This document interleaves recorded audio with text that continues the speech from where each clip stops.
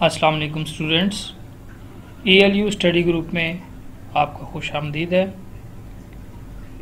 اس channel میں ہم basically English literature کے بیک گراؤنڈ یا ایجز کے بارے میں ڈسکس کریں گے۔ یہ ایک سیریز کے لیکچر ہوں گے۔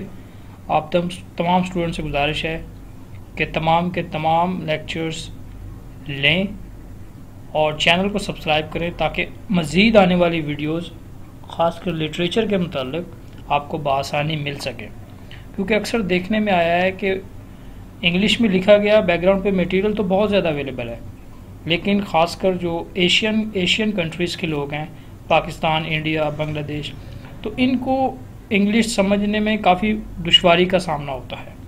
تو یہ گروپ بیسیکلی ان اسٹوڈنٹس کے لیے ہے جو اردو کو تھوڑا بہت جانتے ہیں، کیونکہ تمام کی تمام کلاسز اردو میں لی جائیں گی اور اردو میں آسان الفاظ میں آپ کو انگلش لٹریچر کا بیک گراؤنڈ یا ایجز سمجھائی جائیں گی۔ تو چلیں آج ان کا ایک سمپل سا انٹروڈکشن پڑھتے ہیں۔ انگلش لٹریچر کا بیک گراؤنڈ یا ایجز یا پیریڈز، اس کے مختلف قسم کے نام لیے جاتے ہیں، تو اس سے آپ نے بالکل نہیں گھبرانا۔ بیسیکلی یہ ایک ہسٹری ہے انگلش لٹریچر کی کہ انگلش لٹریچر سٹارٹ کہاں سے ہوا، کتنی اس کی ڈویژن ہوئی اور کیسے کیسے اس میں امپرومنٹ ہو کے آج تک کا جو لٹریچر ہے وہ ہمارے تک پہنچا ہے۔ تو بسم اللہ الرحمن الرحیم، سب سے پہلی جو ایج ہے اس کا نام ہے دا اینگلو سیکسن پیریڈ اور اولڈ انگلش پیریڈ۔ یہ دونوں نام ہیں اس کے۔ یہ نام اس کا اس وجہ سے ہے کیونکہ یہ دو قبیلے ہوتے تھے، اینگلو اور سیکسن۔ یہ بیسیکلی دو قبیلے ہوتے تھے اور ان کے درمیان جو زبان بولی جاتی تھی اس کو انگلش کا نام دیا جاتا تھا، کیونکہ یہ جس جگہ پہ رہ رہے تھے اس جگہ کا نام اینگل لینڈ تھا، تو اس وجہ سے آہستہ آہستہ یہ انگلش پیپل اور انگلینڈ کا نام مشہور ہونا شروع ہو گیا۔ بیسیکلی اس ایج میں کچھ زیادہ کام نہیں ہوا، جو کام ہوا بھی ہے تو وہ زیادہ تر ضائع ہو گیا ہے، کیونکہ یہ لوگ زیادہ تر خانہ بدوش تھے، جنگجو تھے، بہادر تھے، تو ان کا رائٹنگ کی طرف رجحان تھوڑا کم تھا، اور اگر کچھ تھا بھی تو زیادہ تر ان کی تھیمز میں ریلیجن کی طرف زیادہ رجحان تھا، کیونکہ نئے نئے یہ کرسچین ہوئے تھے، تو ان کی رائٹنگز کے اندر زیادہ تر ریلیجیس تھیمز جو ہیں وہ پائے جاتے ہیں۔ دوسرا جو پیریڈ ہے ہمارے پاس دا اینگلو نارمل اور مڈل انگلش پیریڈ، یہ دونوں نام ہیں اس کے۔ اینگلو سیکسن جب کافی عرصے تک ایک جگہ پہ قبیلے دونوں رہے، تو ایک باہر سے قبیلہ آیا نارمن، جو کہ نارمینڈے سے جس کا تعلق تھا، فرانس سے جس کا تعلق تھا۔ انہوں نے آ کر ان دونوں قبیلے پہ حملہ آور ہوئے، ان کے کنگ کو مار دیا اور ان پہ اپنا تسلط قائم کر دیا۔ تو یہ لازمی بات ہے کہ جب کوئی دوسرے ملک پہ آ کے اپنا تسلط قائم کرتا ہے، ان پہ اپنی فتح جو ان کی ہو جاتی ہے، تو پھر وہ ہر چیز اپنے طریقے سے لاگو کرتے ہیں۔ نارمنز جو تھے وہ اپنے ساتھ ایک نئی لینگویج لے کر آئے تھے، فرانسیسی لینگویج، ان کے اپنے اسکالرز تھے، ان کا ایک اپنا لکھنے کا سٹائل تھا۔ تو اس ایج کے اندر کچھ خاص کام نہیں ہوا، جو کچھ ہوا بھی ہے تو وہ بیسیکلی زیادہ تر ٹرانسلیشنز ہوئی ہیں، لیٹن کی ٹرانسلیشن ہوئی ہیں، تو انگلش کا اس ایج میں کچھ زیادہ کام نہیں ہوا۔ تیسرا پیریڈ جو ہے دا رینیسا پیریڈ ہے، اس میں بہت زیادہ کام ہوا انگلش پہ۔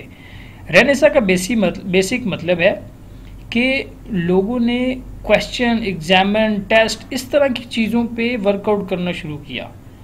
لوگ ایک جو ان کا ریلیجن کا ایک دائرہ تھا، جو چرچ کا ہولڈ تھا، وہ سوسائٹی میں کم ہونے لگا۔ لوگ سوال جواب کرنے لگے، نئی نئی چیزوں کی کھوج لگانے پڑے، اور سب سے زیادہ جو اس دور میں کام ہوا وہ ہوا پرنٹنگ مشین کی وجہ سے۔ پرنٹنگ مشین جیسے ہی ایجاد ہوئی تو نئی نئی چیزیں دریافت ہوئیں، لوگوں نے لکھنا شروع کیا، اس طرح لوگوں کو پتہ لگنے لگا دنیا میں مختلف سٹائلز آف رائٹنگ کا۔ تو اس ایج میں بہت زیادہ کام ہوا، اس کو ہم ڈیٹیل میں پڑھیں گے نیکسٹ کلاسز میں۔ چوتھا جو پیریڈ تھا وہ تھا پیوریٹن ایج۔ پیوریٹن بیسیکلی کہتے ہیں کہ ایسا شخص جو بہت زیادہ مذہبی ہو، بہت زیادہ ریلیجیس ہو۔ اس پوری ایج کے اندر جب بہت زیادہ کام ہوا، لوگ مذہب سے کافی دور ہو گئے، تو ان نیکسٹ پیوریٹن ایج میں آنے والے رائٹرز نے سوچا ہم مذہب سے بہت زیادہ دور ہو گئے، ہماری مورل ویلیوز بہت زیادہ کم ہیں، تو دوبارہ سے انہوں نے مورل تھیمز اٹھانا شروع کی، ریلیجن کے اوپر لکھنا شروع کیا۔ اس پائے کا نہیں لکھ پائے، لیکن انہوں نے کوشش ضرور کی۔ پانچویں جو ہمارے پاس پیریڈ ہے وہ ہے دا ریسٹوریشن پیریڈ۔ ریسٹوریشن کا بیسیکلی مطلب ہوتا ہے کسی کھوئی ہوئی چیز کو ریسٹور کرنا۔ جب پیوریٹن ایج میں بہت زیادہ ریلیجیس تھیم پہ لکھا گیا تو نیکسٹ آنے والی ریسٹوریشن پیریڈ میں بھی انہوں نے کہا کہ بہت زیادہ ہم نے ریلیجن پہ کام کر دیا، ابھی ہمیں دوبارہ سے رینیسا پیریڈ کی طرح کام کرنا چاہیے، سائنٹیفک انوینشنز پہ کام کرنا چاہیے، نیو وے آف رائٹنگس لکھنا چاہیے۔ ریسٹوریشن میں کچھ خاص کام نہیں ہوا، ان لوگوں نے زیادہ تر جو رینیسا کی پیریڈ کی چیزیں تھیں ان کو کاپی کیا، ان سے کچھ چیزیں اٹھائی، لیکن اس پائے کا یہ اس آلے کا یہ نہیں لکھ پائے۔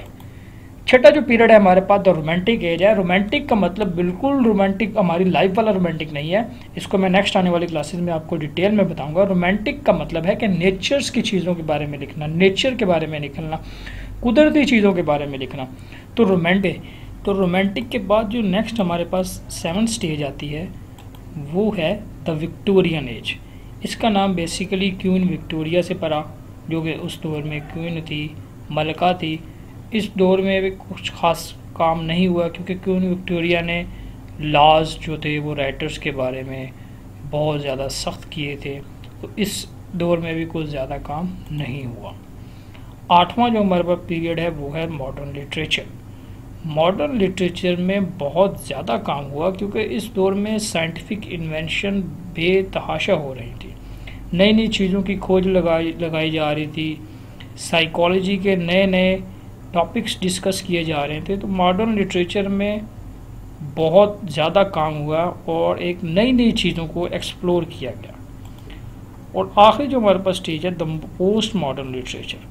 پوسٹ ماڈرن لٹریچر ایک ماڈرن لٹریچر کی کچھ زیادہ ایڈوانس فارم تھی۔ اس میں آپ کہہ سکتے ہیں کہ پچھلے آنے والی جتنی ایجز تھی یہ بالکل ان سے ایک ٹوٹل اپوزٹ سائڈ پہ یہ پیریڈ تھا، کیونکہ اس میں بہت عجیب و غریب چیزوں کے بارے میں لکھا گیا۔ ہمارے پاس ایک مشہور ڈرامہ ہے